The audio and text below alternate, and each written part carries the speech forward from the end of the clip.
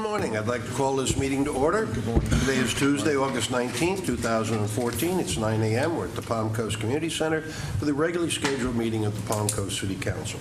Would you please rise and join me in a pledge of allegiance? I pledge allegiance to the flag of the United States of America and to the republic for which it stands, one nation, under God, indivisible, with liberty and justice for all. Thank you very much. Roll call, please. Mayor Netz? Here.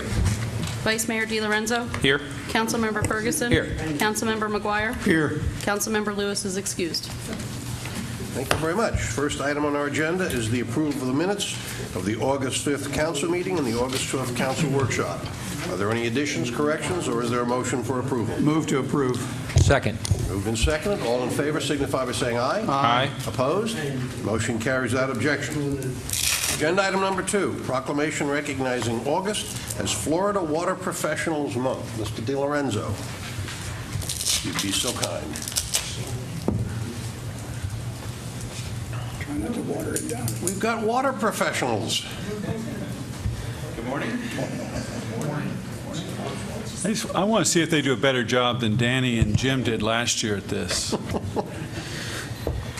Whereas the Florida Water and Pollution Control Operators Association, organized in 1941, is a non-profit trade organization that promotes the sustainability of Florida's water utility industry through workforce development, to protect the health of Florida citizens, and to preserve the state's water resources. And whereas this organization offers water and wastewater treatment plant operator and water distribution system operator training courses required for the state of Florida's operator licenses, 8 voluntary certification programs, and continuing education programs for the operator license renewal. And whereas this organization, in recognizing the importance of the Florida statutes and administrative code that regulate the water industry, acts as a liaison between the Florida Department of Environmental Protection and the industry personnel. And whereas the Florida Water and Pollution Control Operators Association recognizes all those who have played a significant part in operating and maintaining drinking water, wastewater, and stormwater systems in Florida by celebrating Florida Water Professionals Month, which applauds their constant efforts to protect our health and environment. Now therefore be it proclaimed that the Mayor and the City Council of Palm Coast, Florida do hereby proclaim the month of August 2014 to be Florida Water Professionals Month, and do hereby extend greetings and best wishes to all City of Palm Coast water professionals. Signed this 19th day of August 2014, City of Palm Coast, John Netz, Mayor. Gentlemen, you gonna have something to say on this? Yes. Okay. Mr. Mayor, members of council, Mr. Lannon, on behalf of all the operators and technicians in the utility division, we'd like to say thank you, and like to thank them for all their dedication, hard work, and continuing efforts to maintain our system to the standard that it is. Thank you. Thank you. Thank you very much. We'll take a photo.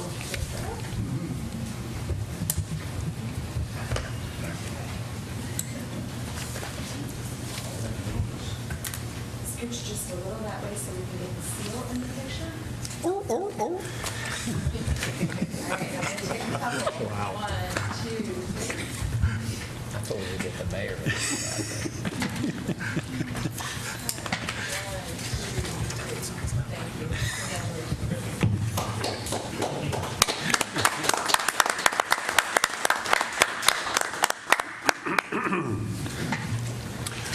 Agenda item number 3, appoint 3 applicants to the Planning and Land Development Regulation Board. Mr. Landon? Mayor, City Council, this is the annual event. We have 3 seats that their terms have expired. All 3 of those individuals are eligible to be reappointed with simple majority, and all of them have reapplied. You have 2 additional citizens who have also applied. The only thing I would point out on this one is that your policies require you to have at least 1 member per district, or every district has to be represented. In this case, Mr. Cuff and Ms.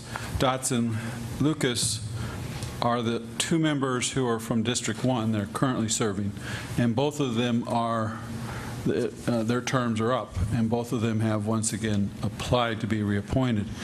So by your policy, you must appoint, at least reappoint one of them. You're obviously welcome to appoint both of them, but one of them has to be reappointed to follow your policy to make sure every district is represented. As usual, Virginia has ballots. We're going to do this one at a time so that we can keep track of who is serving in what seat. So Virginia, if you'll hand out the first ballot, will be what position? Robert Cuffs.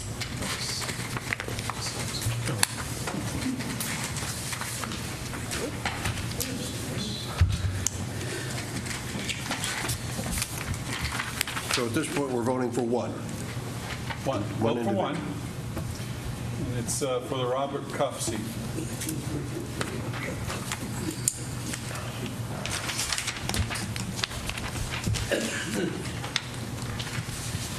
Somebody asked me yesterday, take down this number. Is it the pen? I said, yes, I have an electronic pen. That's the thing. We have a unanimous vote for Robert Cuff. The next seat is James Jones's seat. So obviously, do not vote for Robert Cuff again. That would be the only direction at this point. James Jones, wasn't he an Irish poet?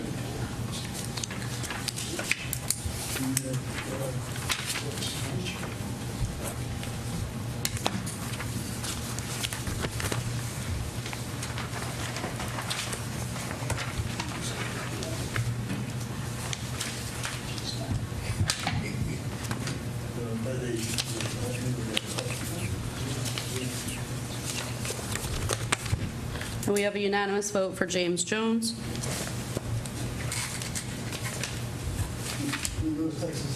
I see a pattern. Next seat up is Sybil Dodson Lucas's. And once again, do not vote for James Jones or Robert Cuff, please. Anybody else? What happens if we re-elect them and they think they should get 2 votes? You waste a vote. How's that?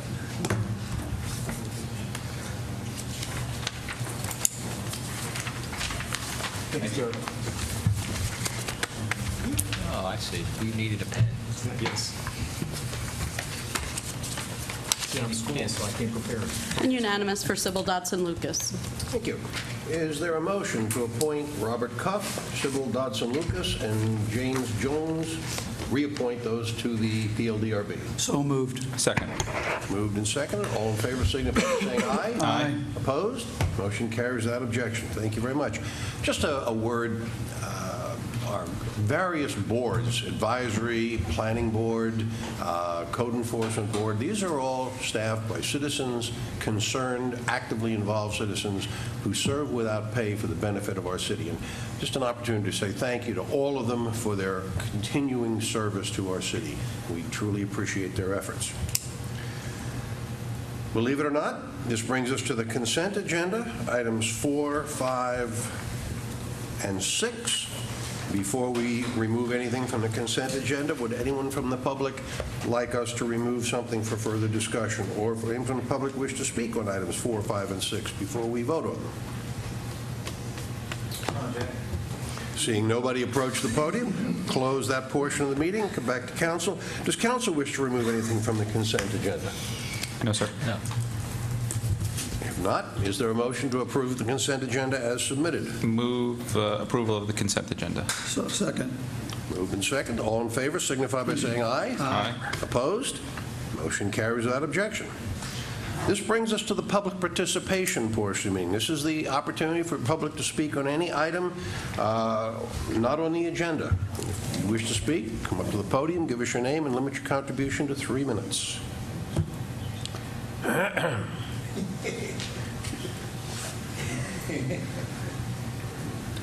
Seeing no one approach the podium, we'll close the public portion of the meeting, come back to council. Discussion by city council of matters not on the agenda. Mr. McGuire. No, sir. Mr. Di Lorenzo. Early voting goes through Saturday. Please vote. I'm going to vote today. Mr. Ferguson. Nothing to offer. Just one item. Each year, the Northeast Regional Council sponsors what they call the Regional Community Institute, which is a regional educational program to inform citizens of our region of issues that are of regional importance. It's a 6-month program. It travels from one county to the other. Opportunity for someone who's interested in regional issues to become better acquainted. I have the application information if anybody either present or anybody listening or watching wishes to participate. I'd be happy to submit your name. Discussion by City Attorney of matters not on the agenda. Well, just before the meeting, Mr. Mayor, Councilmember McGuire brought to my attention again a recent discussion was had. I think it was at a Florida League of Cities seminar or meeting. And it's just to reiterate something that all of you are aware of, and that is there's a new state law that requires all public servants, all local, well, not all public servants, local public servants to undergo. Sorry, I couldn't resist. To undergo ethics training and classroom activities for beginning January 1st, 2015. And all of you, I know all of you are aware of this. We brought this to your attention. But I did want to make sure that you're aware that there are many different and multiple different sources that will be available for that.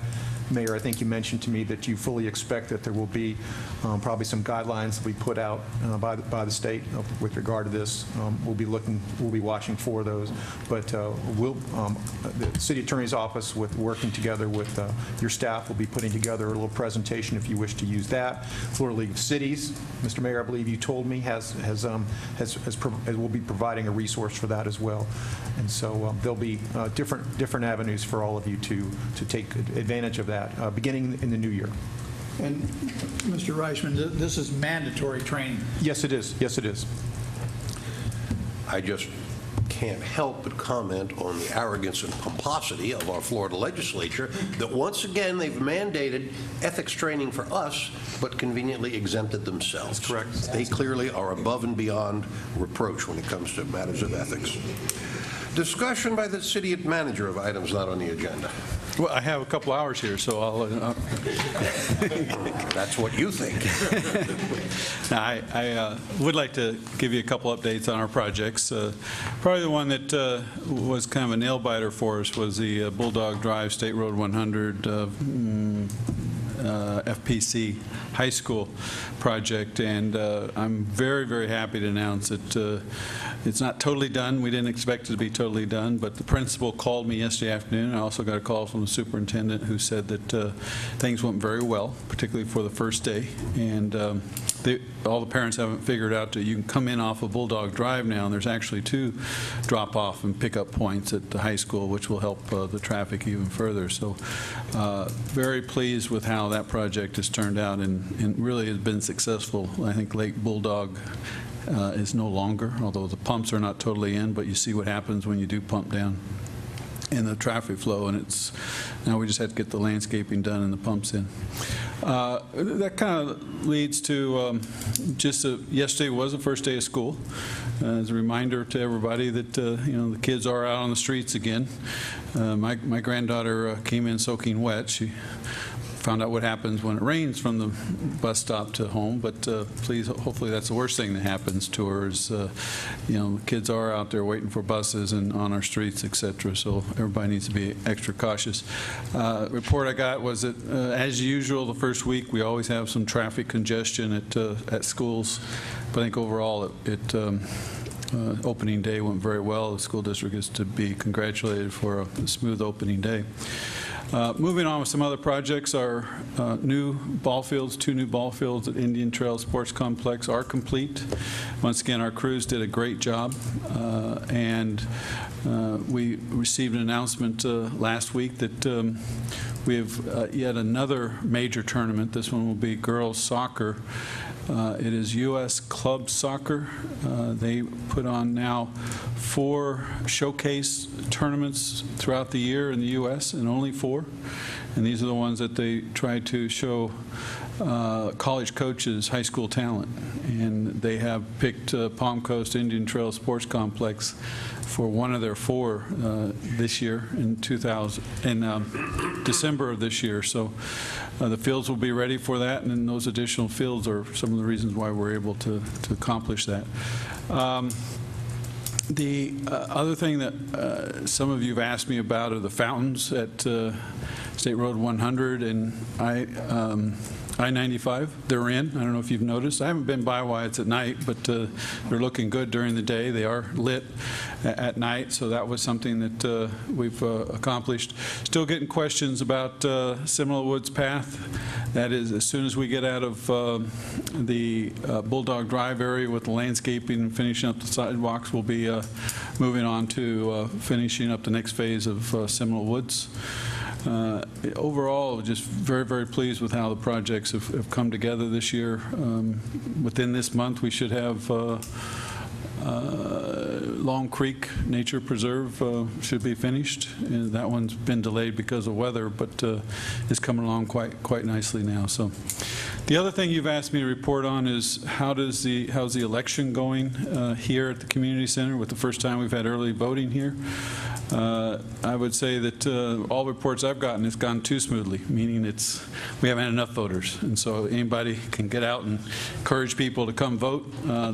Have early voting from 10 to 6 here at this location at the community center, as usual at the library and the supervisor of elections office there at the county complex on State Road 100 in Bunnell. And it goes through Sunday.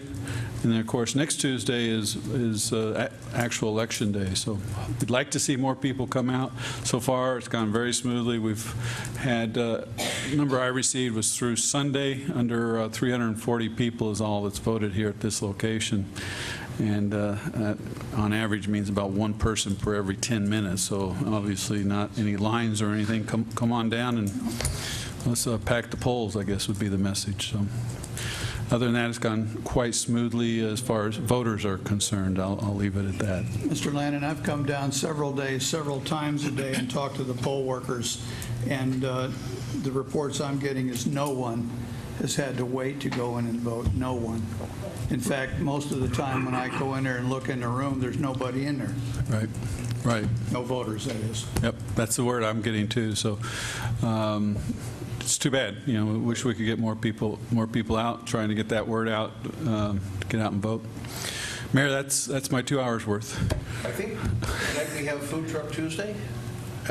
Is that correct? No, I think that's been kind Good, yeah. of changed up a little bit because of weather and everything. Oh, September 16th. Okay, 16th. I had it in my calendar for tonight. I'll have to go somewhere else for dinner. Just to share something with the public and with the commander and the deputy. Now that school's open, we see parents driving their kids to school bus stops and parking and waiting, which is fine to protect the kids. But please, parents, don't park immediately adjacent to the intersection. It makes it very difficult for people turning either onto or off of the side street to see oncoming traffic. So if you could park your car back a little bit from the intersection, it would certainly improve visibility for the kids, for the drivers, for everyone. And that's it. So, Mr. Vice Mayor. In record time, I move we adjourn. We are adjourned. Thank you all.